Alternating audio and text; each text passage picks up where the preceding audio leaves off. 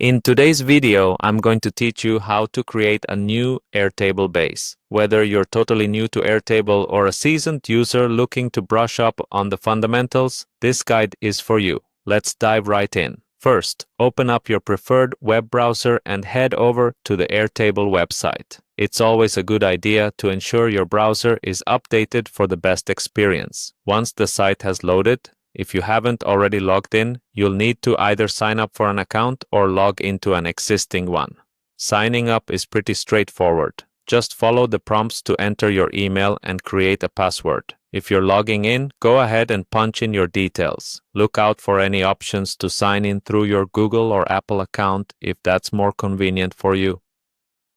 Once you're in, you'll be greeted by Airtable's main workspace. Your next step will be to locate the Create option. It's usually found at the bottom left corner of your screen. Clicking on it will present you with a few ways to start a project.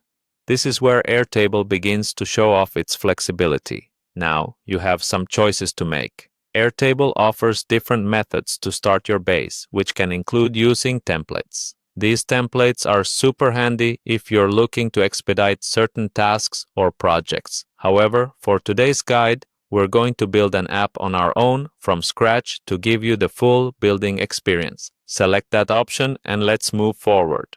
Next, it's time to name your base. Think about a name that clearly reflects the purpose of what you'll be tracking or managing.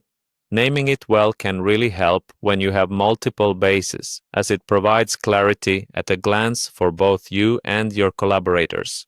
Start by typing in your chosen name. But hey, don't stop there. This is also a great moment to give your base a splash of personality. You can pick a color and an icon. This not only makes it visually distinct, but can also be a fun way to personalize your workspace. You'll notice a variety of color options and icons available, so choose something that resonates with the theme of your project or just catches your eye.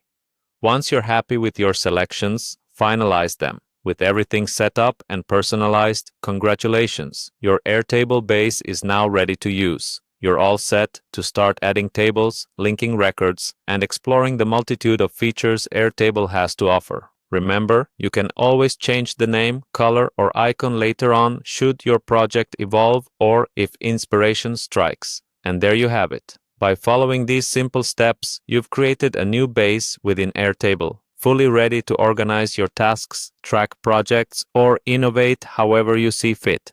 Thanks for joining me today, and happy organizing!